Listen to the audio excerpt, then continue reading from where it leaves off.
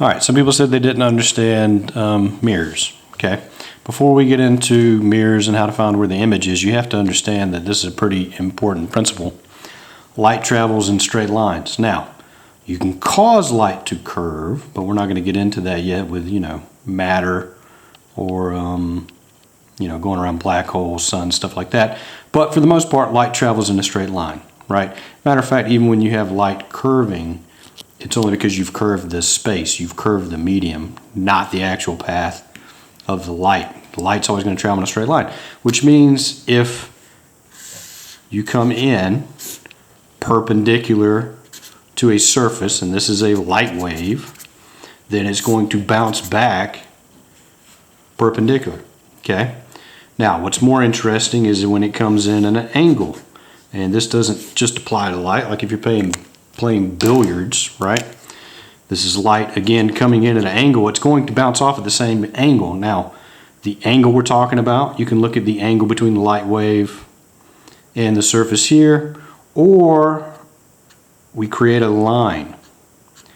Notice this line is perpendicular to the surface. We've talked about forces.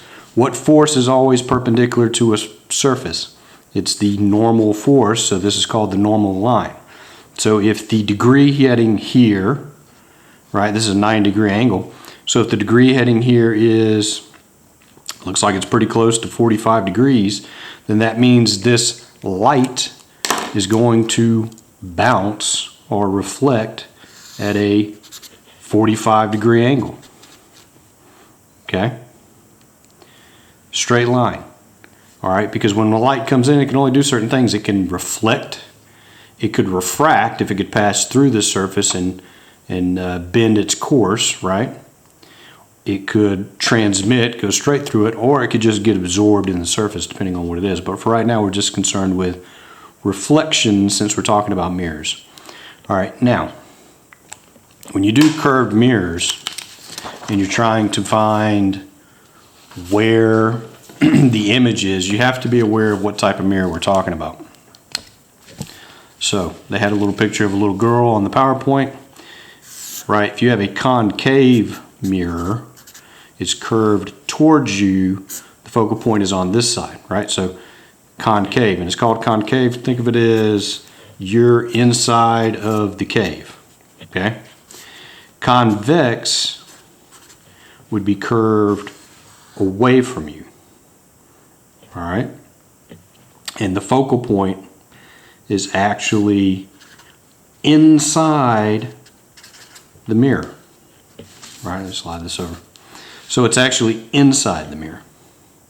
All right, so it's important that you understand which mirror you're looking at. Concave, it's curving towards you. Convex, it's curving away from you or away from the image you're looking at.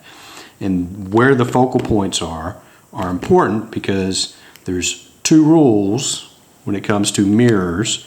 We have 3 rules for lenses. There's only 2 rules for mirrors. You really can't mess it up. So let's get into what the 2 rules for the mirrors are in the third video.